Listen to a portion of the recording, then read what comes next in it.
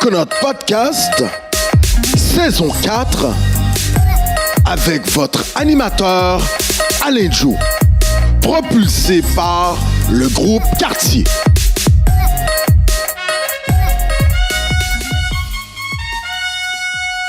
Mesdames, Messieurs, bonjour, Koué.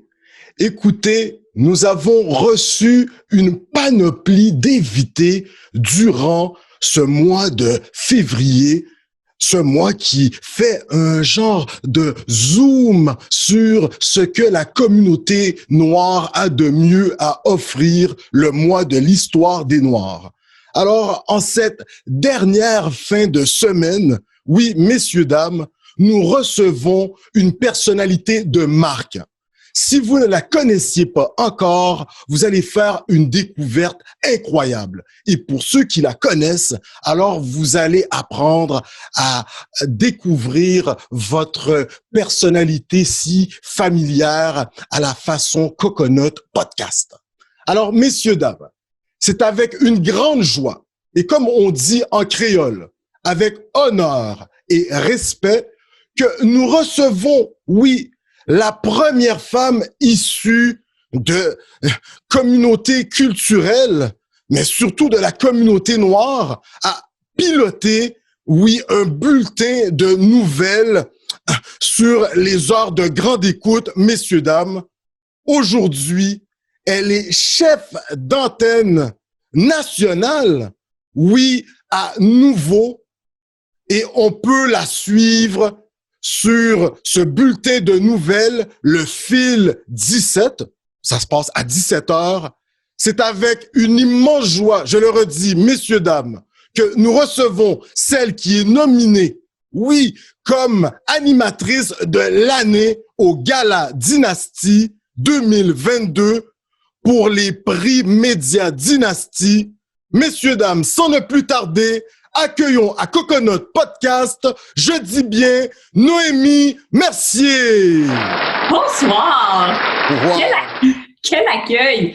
Je me sens digne. Ben, écoute, pour une personnalité de ta trempe, franchement, de t'avoir avec nous, depuis mon plus jeune âge, j'ai rêvé d'avoir les Anne-Marie Dussault, j'ai rêvé de rencontrer les Bernard de Rome. Et aujourd'hui, écoute, je suis avec Noémie Mercier.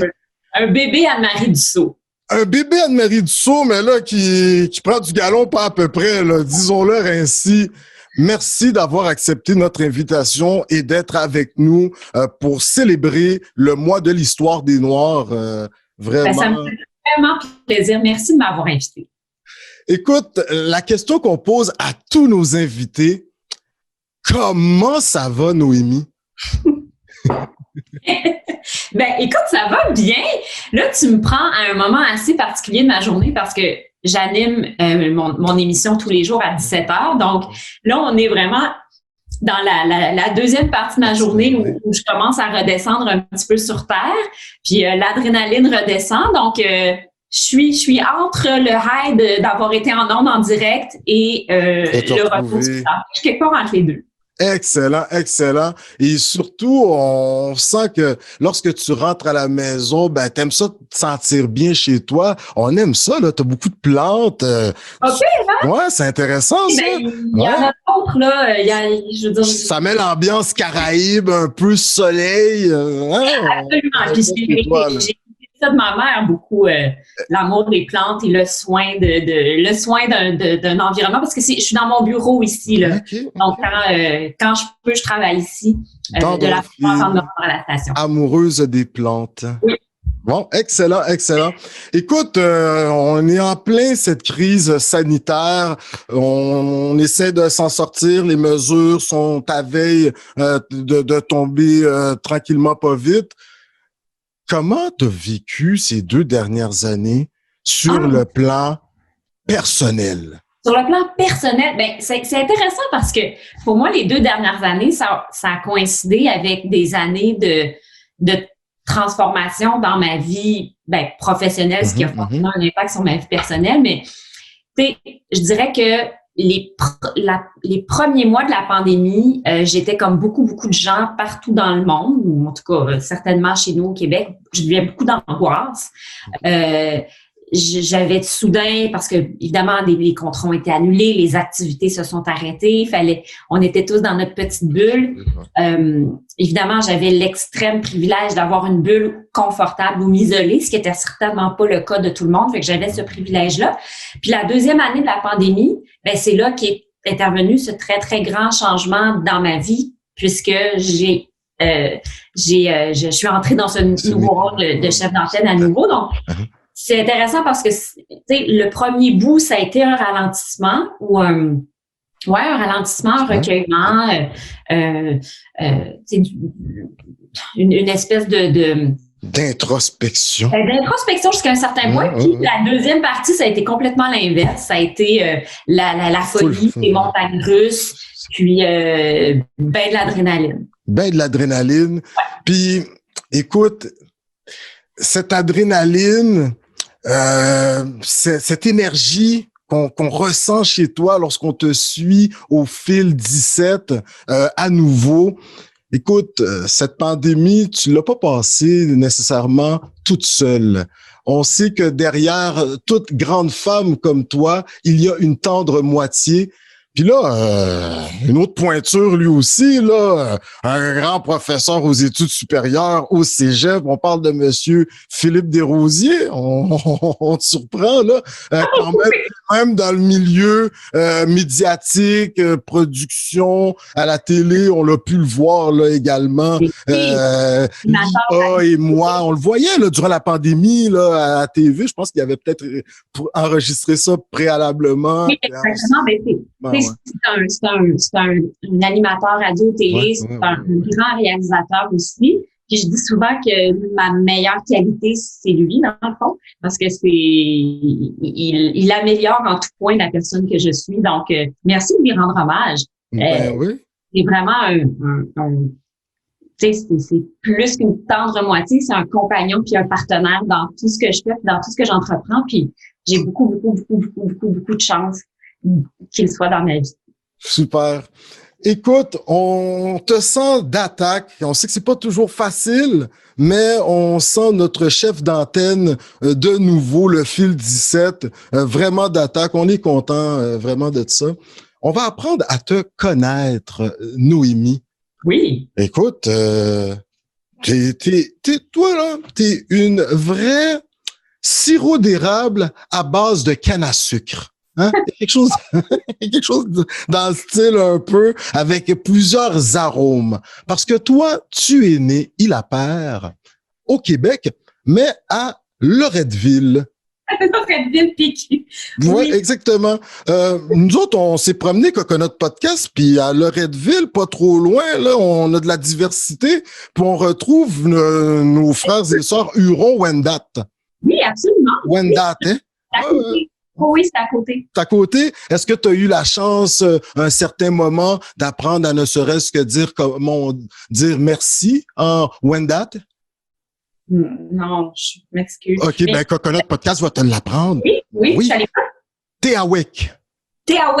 J'adore. Bon, hein, c'est bon ça. Téawek, bon, OK. Toi, t'as grandi quand même, tu sais, c'est pas trop loin, sur la base militaire de Valcartier. Oui, ben une partie de mon enfance, donc okay. Je dirais jusqu'à mes 5 ou 6 ans. 5 ou 6 ans, okay. Parce que mon père, c'était un officier dans les forces armées canadiennes. Lieutenant-colonel. Il a dit colonel, oui, dans l'armée canadienne.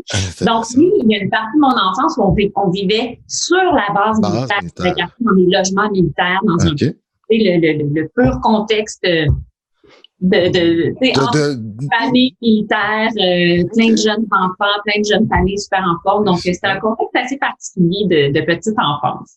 On était pas mal tout ça dans notre gang, je te dirais. Vous étiez pas mal tout ça dans votre gang, mais t'avais quand même un fille unique, un frère, une sœur. J'ai un grand frère et une petite sœur. Exactement, ouais. Donc, vous étiez quand même le petit clan des Merciers, là. Donc, vous pouviez aller jouer là dehors.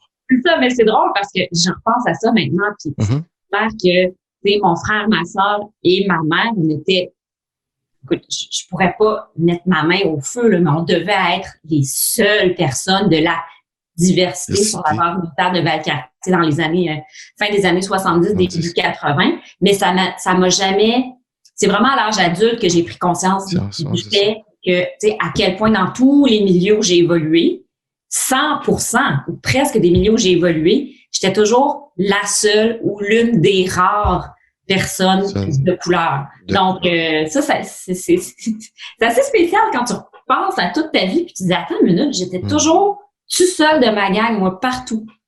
Puis des fois, pour combattre cette solitude, malgré que tu avais ton frère, ta sœur, ça a l'air que tu te réfugiais dans la lecture.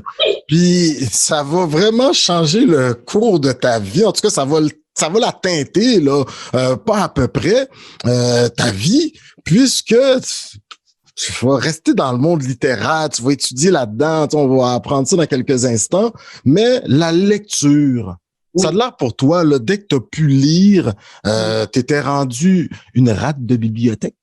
Oui, mais c'était vraiment mon refuge. Puis, je suis une enfant quand même solitaire. Et donc, même, je me souviens, quand j'allais dans des fêtes d'enfants, ma mère avait cette sagesse de me permettre d'amener un livre, tu sais. Avec toi, sachant qu'à un certain moment, tu allais te retirer. Exactement. C'est ça, j'avais besoin d'avoir mon petit moment à moi dans ma petite bulle pour aller recharger mes batteries parce que je suis quelqu'un d'assez introverti. Donc, quand je suis exposée à beaucoup de gens, j'ai besoin d'aller recharger mes batteries. Donc, même enfant, je faisais ça. J'apportais un livre, j'allais me réfugier un instant, puis après ça, je pouvais réintégrer la fête. Puis, à ce jour, c'est ça. On n'est jamais... C'est-à-dire que pour moi, la lecture, ça demeure quelque chose qui me permet de me ressourcer puis de recharger mes batteries, autant intellectuellement qu'émotionnellement, que spirituellement dans un sens. Oui, mais c'est ça. Ouais. Tu nous parles de spiritualité, c'est intéressant. Dès le jeune âge également, tu vas développer ce qui va être un outil de prédilection pour Noémie, cette plume. Oui. Ton écriture, tu vas te mettre à écrire des poèmes, ça a de l'air. Tu vas écrire des prières. Est-ce que c'est maman qui, avec, on sait, sa douceur d'infirmière, qui va un peu t'intéresser à la spiritualité? Vous alliez à l'église comme tout bon Québécois, Québécoise à cette époque. Lointaine. Ouais. Merci de compléter, ouais. Oui, on était pratiquants à l'époque quand j'étais enfant. Ça nous a passé plus tard, là, mais quand j'étais plus jeune, on allait à l'église le dimanche. Et moi, je suis une catholique baptisée. J'ai fait ma première communion, j'ai fait ma confirmation. Et donc, moi, dès que j'ai su écrire, je me suis mis dès que j'ai su écrire, je me suis mis à écrire dans un petit cahier. Je pense que j'ai ça quelque part ici, là. J'écrivais des histoires, des contes, mais j'écrivais, puis ensuite de ça, rapidement, je me suis mise à écrire en rime.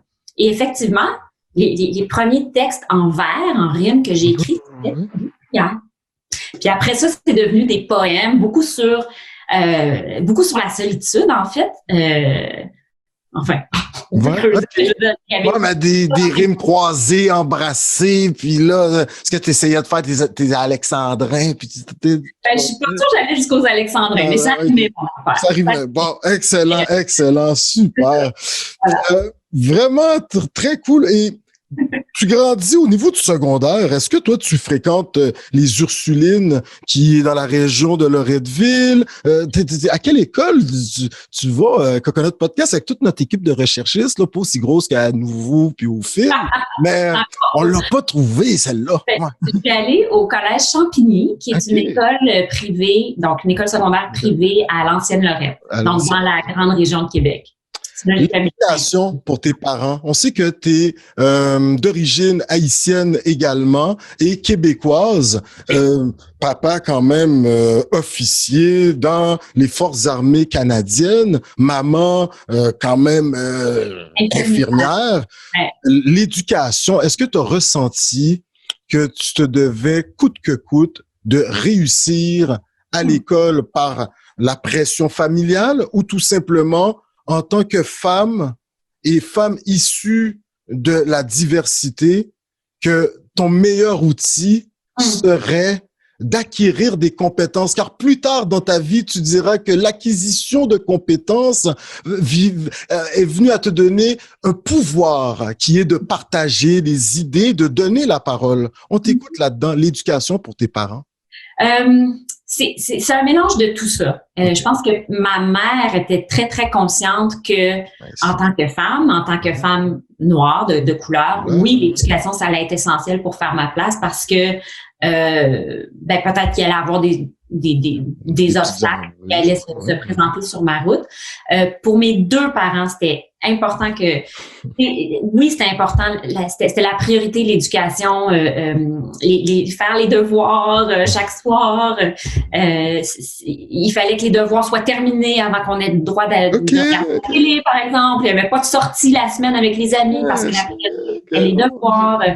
J'ai pas eu d'emploi à temps partiel à côté, tout en étudiant parce que, sauf à l'université, mais au secondaire et au cégep, mes parents voyaient, ils me disaient, on est là pour soutenir tes études, tu n'as pas à travailler, tu dois te concentrer sur tes études. Cela dit, je pense qu'ils n'ont jamais eu à me forcer parce que moi, j'ai toujours bien réussi à l'école, puis donc, oui, il y avait cette valeur-là, puis l'importance accordée à l'éthique de travail, à l'ardeur au travail. Puis aussi, mes parents me disaient toujours, moi, j'avais de la facilité à l'école, mais mes parents n'acceptaient pas que je travaille pas fort. Ils n'acceptaient pas la facilité. Même si j'avais de la facilité dans certaines choses, je devais travailler quand même pour exceller, puis te dépasser, là. Dépasser, arriver, réaliser mon plein potentiel. Donc, c'est pas parce que j'avais des bonnes notes que je pouvais m'asseoir sauter laurier.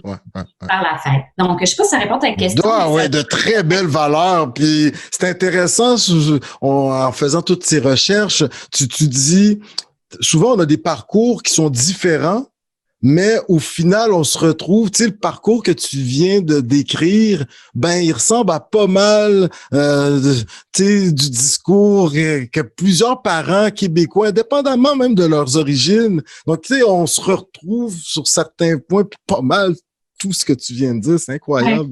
Vraiment, malgré que tu étais à Loretteville, puis nous autres, on était à Laval, c'était le même discours, là, un peu. Oui, Loretteville, là, c'est une partie de mon enfance parce que, étant donné que mon père était dans les Forces armées, on a déménagé quand même un petit peu ici et là. Donc, Loretteville, c'est un passage. Il y a eu la France. Donc tu t'es quand même promené, là. Un petit peu. OK, excellent, excellent. Et là, maintenant, la réaction de tes parents, lorsqu'ils voient que tu es admise à l'université McGill. Ça, c'est quand même quelque chose où, Noémie, comme on te dit, ne t'assois pas sur tes lauriers, poursuis dans cette même fougue et poursuis tes rêves. Quelle était leur réaction? C'est une très bonne question que tu te poses. Je pense pas qu'ils s'attendaient à moins. Est-ce qu'ils ont été fiers ou contents ou c'est juste comme, oui, c'est normal, c'est logique, puis pour eux, c'était... Est-ce que dans leur tête, c'était juste l'aboutissement du reste de mon parcours scolaire? Je vais les appeler, Tom. Pas fait. Mais tu sais, donc, tu commences en psychologie à l'université McGill. Par la suite, tu fais études littéraires à l'UQAM. Oui, j'ai fait en création littéraire, que j'ai pas fini, il me manque un cours. Il me manque un cours. Je vais être transparent. Tu vas finir avec un doctorat honoris causa. Donc ça, c'est à l'UQAM. Et tout en étant à l'UQAM, tu t'impliques à... Et tu me corriges, là, Impact Campus. Montréal Campus. Impact Campus, c'est à l'Université Laval. C'est ça. Je fais les deux universités, moi, donc des fois. Mais voilà, donc Montréal Campus, tu vois, il travaille comme rédactrice en chef. Oui, éventuellement, j'ai gravi les échelons. J'ai entré comme simple collaboratrice, puis ensuite j'ai été stagiaire, ce qui dans le langage de Montréal Campus voulait dire journaliste permanente, si tu veux. On recevait un petit salaire, puis on pouvait travailler presque à temps plein. Puis ensuite, j'ai été chef de pupitre culture, puis finalement, j'ai été rédactrice en chef. Puis c'est là que j'ai appris mon métier de journaliste, en fait, puisque moi, j'ai pas fait d'études en journalisme. Oui, c'est ça, exactement. Vraiment au Montréal Campus que j'ai tout appris. Mais ta rigueur, cette volonté de toujours poursuivre l'atteinte de tes pleines compétences et capacités vont t'amener très rapidement, suite à ce passage dans le monde universitaire, à ton premier vrai boulot, là, en quelque sorte, magazine Québec Science en 2004. Ouais. Ça, c'est quand même, à l'époque, là, nous autres, si jeunes, là, moi, peut-être, on n'a pas le même âge, là, quand même, mais il me semble que c'était big, c'est gros comme magazine. Noémie, voilà. Ouais, je t'écoute là-dessus, mais est-ce que tu te rappelles? Là, on va voir si ta mémoire, parce que tu en as fait des émissions, tu en as fait des trucs, là. On essaye, hein, Coconut, il s'essaye. Ton premier article au magazine Québec Science. OK, attends. 14 rayons, ouais, 14 rayons X. Oui. Puissance 3D. Oui! Ah, oh mon Dieu!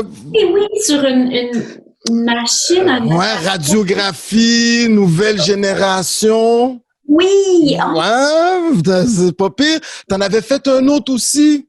Les vertus cachées du café. Et ça, c'était mon premier long. Long, là, ouais, c'est ça. C'était vraiment mon tout premier. C'était relativement court, mais le deuxième sur le café, là, c'était vraiment un travail de semaine, des entrevues, tu travailles sur le terrain. Ouais.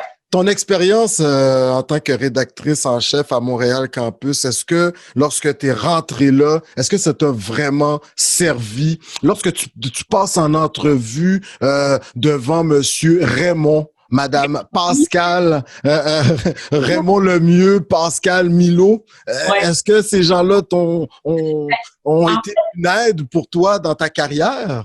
Ah mon Dieu! Ces deux personnes-là, je leur dois énormément parce que il faut savoir que j'ai commencé à Québec Science comme pigiste. Donc, tu sais, je suis pas rentrée là d'abord comme journaliste salariée permanente comme je suis devenue quelques mois plus tard. Mais au début, surtout en magazine, on commence à faire des piges, des collaborations. Et là, il y a quelqu'un qui te prend sous son aile. Dans mon cas, c'était surtout Pascal Milot, qui me prend sous son aile et qui m'encadre, qui me corrige, qui me guide et qui m'apprend à transformer mon écriture pour que ce soit une écriture vraiment magazine.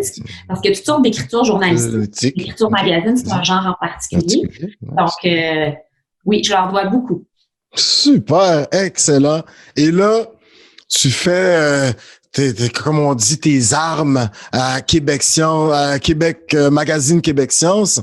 Et là, ça, là, c'est gros, là. Même aujourd'hui encore, on est abonné, on reçoit des fils sur nos courriels, entre autres. Magazine L'Actualité. Ouais. Écoute, en 2010, ça, là, ça va être big. La réaction, moi, nous, à Coconut Podcast, on s'intéresse à la réaction de la famille. C'est de même. La réaction de tes frères et sœurs, la famille de papa, la famille de maman, quand ils voient que tu sais, là, tu commences à être connu, là, à travers la province, leur réaction. Ben, c'est drôle que tu me parles de la réaction de la famille de mon père puis de ma mère. C'est sûr que, tu sais, la famille de mon père, le côté Mercier. Oui. Ils sont au Québec, donc je les côtoie beaucoup plus, c'est plus naturel. La famille du côté de ma mère, le côté de Vaté, sont un peu partout dans le monde, en Haïti, aux États-Unis. En Europe. Exactement. Quelques-uns à Montréal, mais mon parrain, donc le frère de ma mère, celui qui m'a donné la chaîne, tout le temps en ondes. C'est son cadeau de naissance à moi, à mon parrain. Il est décédé maintenant. Il s'appelait Bob. Mais donc, Bob lisait mes articles. Même d'une manière religieuse, là. me lisait dans Québec Science, me lisait dans l'actualité. Même quand il vivait en Haïti, ensuite, quand il vivait en Floride, continuait de suivre ma carrière. C'est assez touchant de penser que Québec Science était lu en Haïti par l'intermédiaire de mon parrain Bob. Alors, ouais, tu touchais la francophonie. Et écoute, tu vas te faire connaître au magazine L'Actualité avec ce grand dossier, ce grand reportage. Tu me corriges, que tu vas réaliser avec Alec Castonguay. Oui. Oui, aujourd'hui, on le retrouve sur une chaîne concurrente à la tienne, on va la nommer. Voilà. Et vous allez réaliser ce grand dossier sur les crimes sexuels dans l'armée. Oui. Là, tu vas faire sortir ce qui n'était pas connu du grand public et même de nos dirigeants. Un travail de moine? Un travail de moine, un travail de très longue haleine. Moi, j'ai travaillé là-dessus pendant 1 an, je dirais. Okay. C'est vraiment mon idée, mon sujet, mon enquête. C'est moi qui l'a dirigé. Drivé, là. Oui, c'est ça. Donc, oui, donc ça a été un travail à la fois de moine, d'éplucher des documents de cours, par exemple, de faire parler les décisions de juridiques, mais aussi un travail de terrain, d'aller à la rencontre. Trouver des femmes qui voulaient témoigner, parce que sans témoignage, il n'y a pas de reportage. Donc, les trouver, les rencontrer, les convaincre, essayer d'établir une relation de confiance avec elles, puis ensuite écrire. C'est moi qui ai écrit le texte aussi, donc et c'est le plus long texte que j'ai écrit jusqu'à présent. C'était des dizaines et des dizaines de feuillets.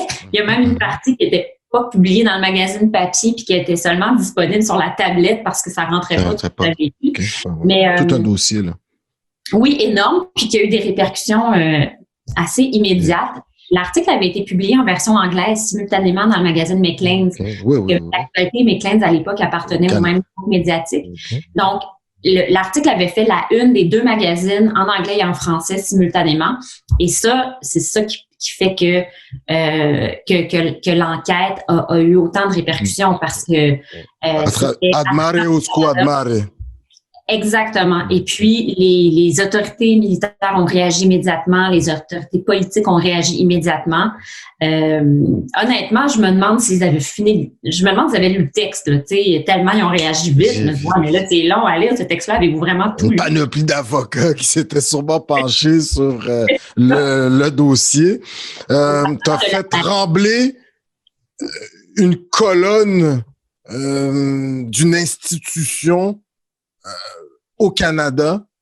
Alors là, maintenant, ton travail journalistique est plus que reconnu. À partir de ce moment-là, ça n'arrêtera plus.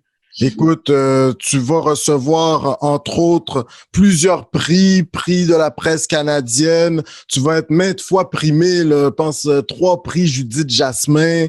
Puis j'en oublie, là, 3 médailles d'or du prix magazine canadien. Je suis rendue à 7 médailles d'or. Bon, 7, vous voyez, le décor de Coconut n'est même pas à jour, là. Puis, tu sais, habituellement, on n'est pas pire, là. Pas grave. Exactement. Mais quand même, à partir de ce moment-là, on va te voir, on va t'entendre également de plus en plus à Ici Première, la radio d'État. Et là, ce qui est intéressant, c'est que tu vas faire plusieurs apparitions sur cette émission. Plus on est de fous, plus on lit. Oui. Ça te ramène à ton passage à Campus Montréal, tes études, ton certificat en études littéraires, la petite fille, la petite Noémie qui se rabat dans sa chambre à faire pas mal de lectures. Étais-tu content de pouvoir partager ton amour pour les livres, de partager ton amour pour la langue française? On t'écoute, Noémie. Ben, cette émission-là, j'ai collaboré dès les débuts et bon, jusqu'à ce que je prenne mes fonctions chez Nouveau. J'imagine que ça s'est échelonné sur une dizaine d'années. Puis, c'est vraiment une chance exceptionnelle que j'ai eue de pouvoir participer à cette émission-là aussi régulièrement.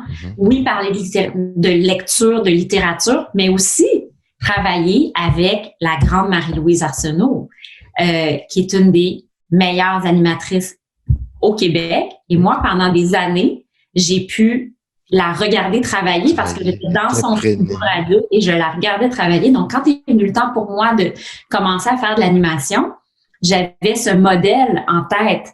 Je l'avais vu faire, j'avais vu comment non seulement elle animait en ondes, mais comment elle était hors d'ondes avec l'équipe, avec les collaborateurs, comment elle arrivait à créer un climat chaleureux. Positif, sympathique, convivial, qui se reflétait en ondes. Donc, elle aussi, je lui dois beaucoup Marie-Louise Arsenault parce qu'elle m'a toujours encouragée, soutenue et ouais.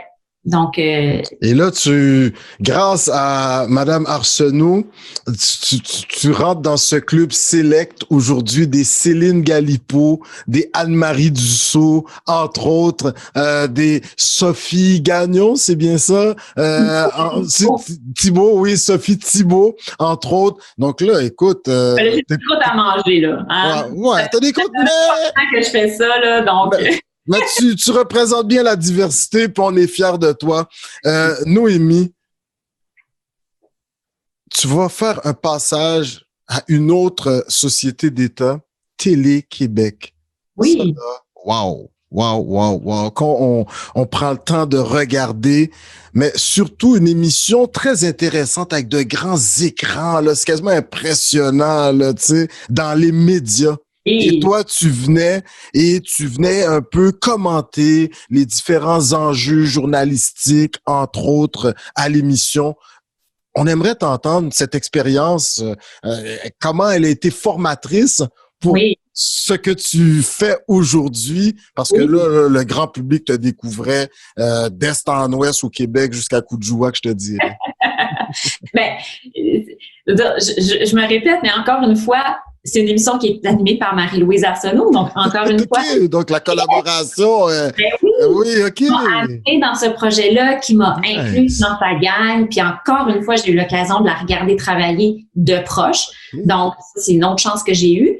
Dans les médias, c'est vraiment un privilège de participer à cette émission-là où est-ce qu'on pouvait poser un regard critique sur l'actualité puis comment cette actualité-là était traitée dans les médias québécois et internationaux. Donc, d'avoir activé ce muscle-là de mon cerveau, c'est sûr qu'après ça, j'arrive comme animatrice d'une nouvelle émission d'information, mais j'ai toutes ces réflexions-là en tête, toutes ces critiques-là qu'on faisait, toute cette réflexion critique, en fait, que j'ai pu avoir pendant 3-4 ans. J'oublie, c'était combien d'années que j'ai fait ça, mais en fait quelques années. Donc, ça nourrit encore aujourd'hui mes réflexions dans mon travail au quotidien. Super. Et l'expérience, en tout cas, moi, j'ai déjà été guide touristique à Parc Canada. L'histoire, ça nous interpelle. Plusieurs d'entre nous issus de la diversité des communautés culturelles. Et là, de te voir animer à Télé-Québec pendant quoi? 3 ans? 3 saisons. Québec. C'est comme ce documentaire télévisé, là, en quelque sorte. Tu pourrais m'apporter le terme exact, toi qui connais bien ça. Et tu vas nous faire replonger dans certains pans de l'histoire québécoise, tout en interviewant certaines personnes, leur donnant la parole, mais c'est teinté par le regard et la lunette de Noémie. Ça te prépare au fil 17.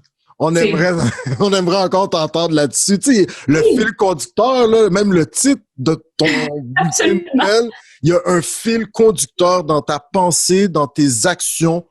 C'est intéressant, ça. Ben, c'est vrai que d'arriver à l'émission que j'anime maintenant, j'avais jamais fait ce métier-là dans cette forme-là, mais toutes les expériences que j'avais eues auparavant, si tu mets tout ça ensemble, ben je pense que ça donne ma job actuelle. Puis la série Québec, j'ai tellement adoré animer cette série, puis je suis tellement heureuse parce qu'elle se poursuit sans moi. Il va y avoir une 4e Ouais, c'est ça. Puis t'as même présenté, là, il y a une nouvelle animatrice. Rosalie Florin, qui est extraordinaire. Je suis tellement contente.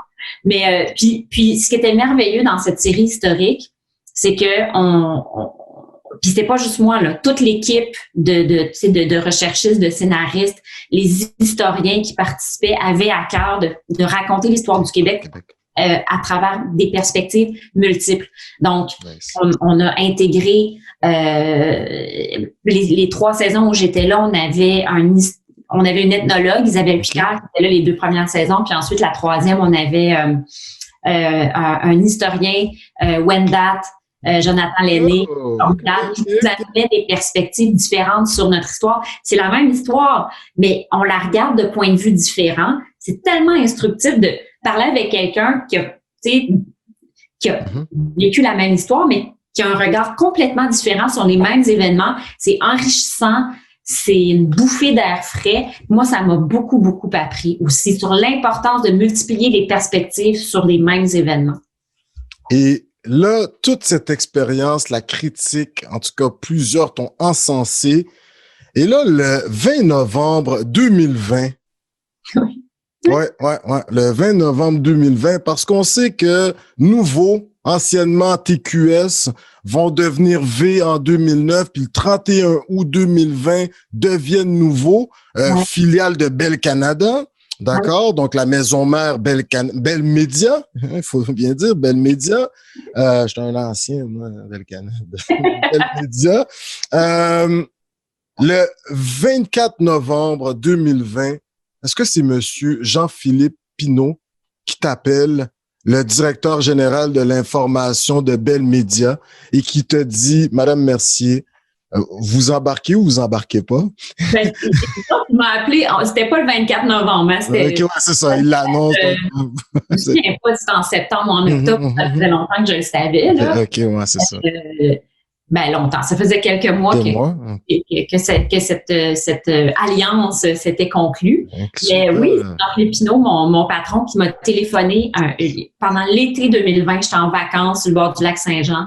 Puis on a eu une première conversation où est-ce qu'il m'explique qu'il démarre une salle de nouvelles, qu'il veut que ça soit différent, qu'il veut qu'on construise ça de zéro, puis ça te tente-tu de venir vivre ce rêve-là avec moi?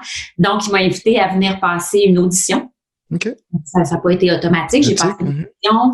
Il a fallu que je prépare des fausses entrevues, que je prépare... Monsieur Philippe Desrosiers, est-ce qu'il s'est prêté au jeu? Est-ce que... OK, bon, Noémie, coupez, allez, on y va!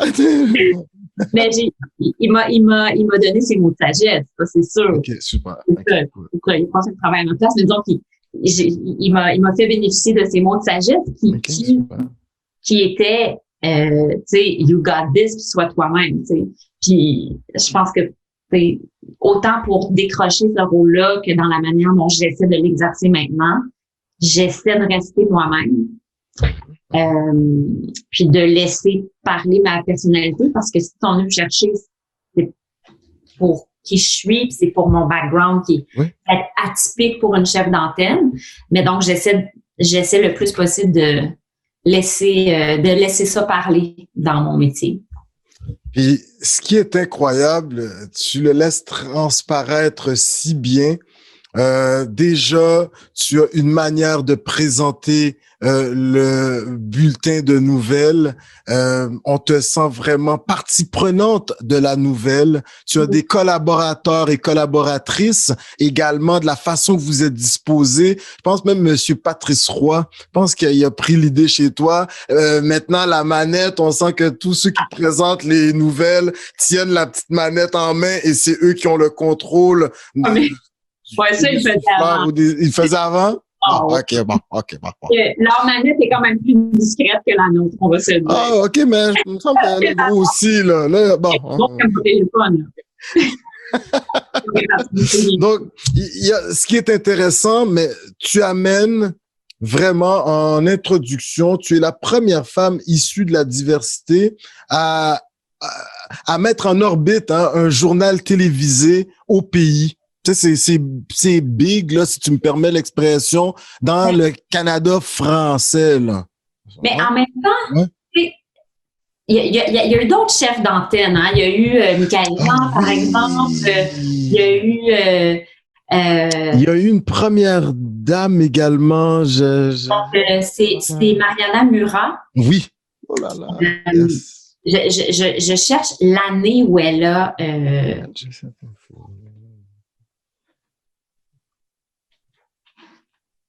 Oui, c'est ça, Mariana Murat. Donc, selon son... Elle a été chef d'antenne, donc, à RDI, donc sur un des réseaux de radio. Donc, il y a eu Mariana Murat, il y a eu Michael Jean. Donc, je ne suis pas la première. Je suis pas la première. Est-ce que je suis la première dans le bulletin principal? Je ne sais pas, là. Mais tu étais une des pionnières, puis tu suis les pas de grandes femmes qui sont passées avant toi, oui, tout en ton honneur de remettre en perspective certaines informations qui peuvent circuler sur les internets, comme on dit. Oui, c'est ça. Ouais, excellent, excellent. Écoute, tu animes le fil. Pour que les gens le comprennent, il y a le fil 17, le fil 22 et le fil week-end. Oui.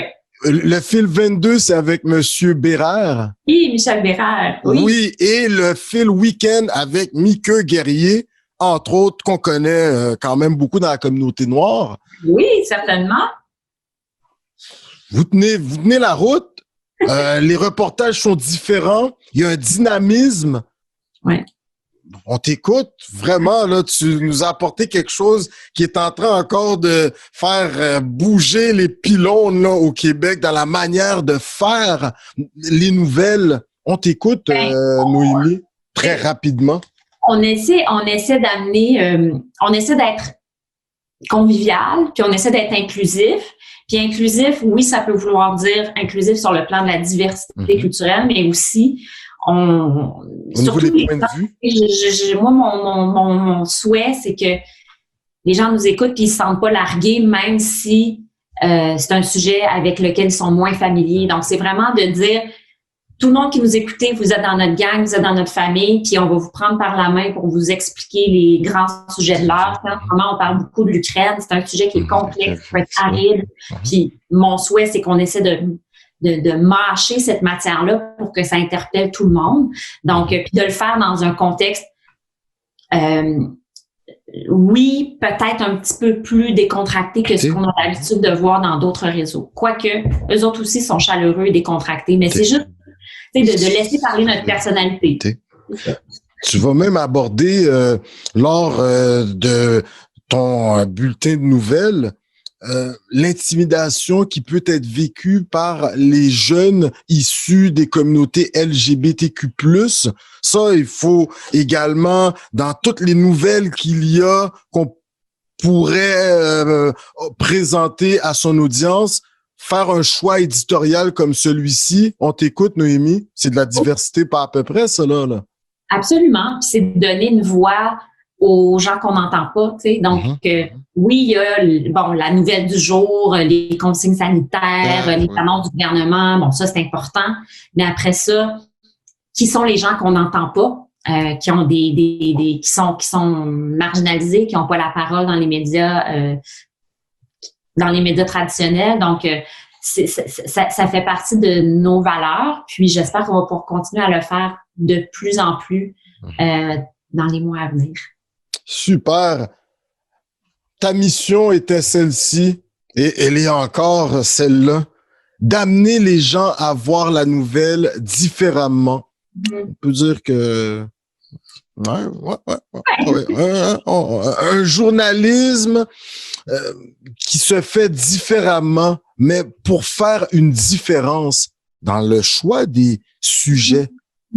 Entre autres que tu présentes, tu sais, c'est incroyable, et tu donnes la parole aux vrais citoyens. Je sais pas si c'est réel ce que je dis, mais souvent on va faire appel à des sommités sur d'autres chaînes, mais là on sent qu'au fil 17 entre autres, et même le 22, le 17 également, qui reprennent certains des reportages même, qu'il y a cette volonté de donner la parole à la citoyenne et aux citoyens. En es-tu fier? Était-ce une commande de Bell Media ou c'est toi qui as dit « J'aimerais que ça fasse partie de notre façon de faire » ? Ben, c'est un peu, c'est vraiment un travail d'équipe, donc c'est une préoccupation collective qu'on a chez Nouveau Info de laisser parler effectivement, de laisser parler les gens, puis tu sais, ne serait-ce que dans la forme de nos reportages où on a des reportages plus longs, où on a tu sais les clips, donc quand on entend des gens parler, chez nous, c'est plus long. Donc oui, quand on les regarde, on a l'impression qu'on entend davantage la parole brute des gens parce que contrairement à d'autres réseaux où on peut avoir des clips plus courtes, c'est des choix différents. Il y en a pas un qui est meilleur que l'autre. Nous, on a fait ce choix-là.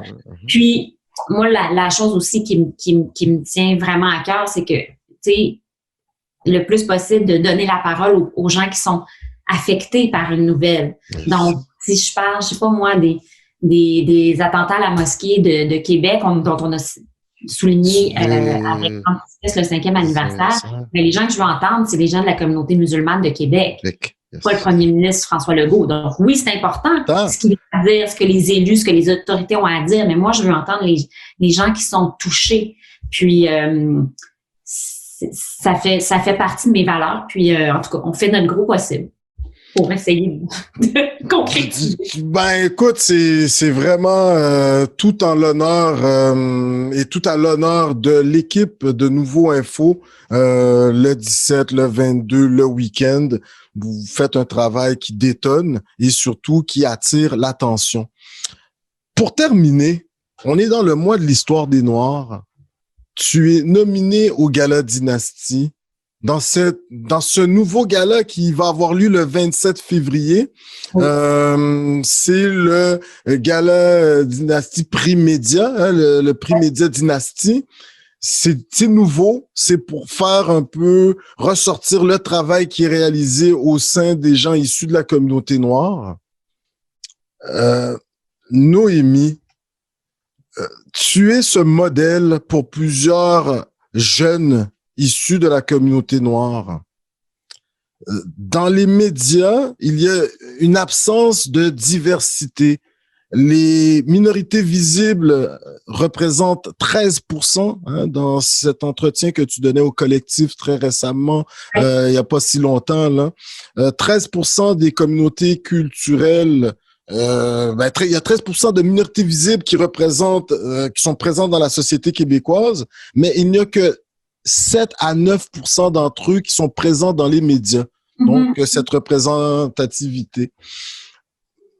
Toi, aujourd'hui, tu es chef d'antenne.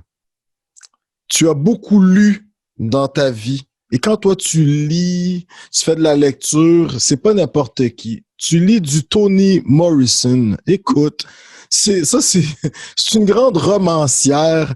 Tu sais, c'est le prix Pulitzer 1988. C'est le prix Nobel 93. Tu sais, tu me l'as fait découvrir. Ben, moi, je renchéris avec quelques données sur le personnage, donc cette romancière. Et toi, tu as participé en 2017 à des clubs de lecture dans des prisons pour femmes. Entre autres. Et tu as parlé de ce livre, Beloved, What Can I Do Where I Am? Oui, ben c'est l'auteur, Toni Morrison, qui dit ça. Ben, voilà. Donc, dans un documentaire, elle dit ça, ou dans une entrevue, elle dit ça. Puis, parce que elle se posait la question, comment faire le bien autour d'elle ou comment être utile à sa société. Puis on se pose, tu sais, je pense qu'on est nombreux à se poser la question. Puis moi, ça me revient toujours en tête cette phrase-là, What can I do where I am? C'est-à-dire, dans la position où je suis, peu importe c'est quoi. Que puis-je faire à mon échelle, avec mes ressources, avec mes pouvoirs. Puis ça peut être gros comme ça peut être gros comme ça, puis ça peut changer au fil de notre vie, mais tu sais, l'idée, c'est qu'on n'a pas tous besoin d'être Toni Morrison ou premier ministre ou PDG d'entreprise ou militant ou pour faire une différence. On a chacun des outils différents. Super. Mais bref. Aujourd'hui, toi, dans la position qui est la tienne, pour donner un coup de pouce aux jeunes issus de la diversité qui essaient de frayer leur chemin dans ce monde médiatique qui n'est pas toujours évident.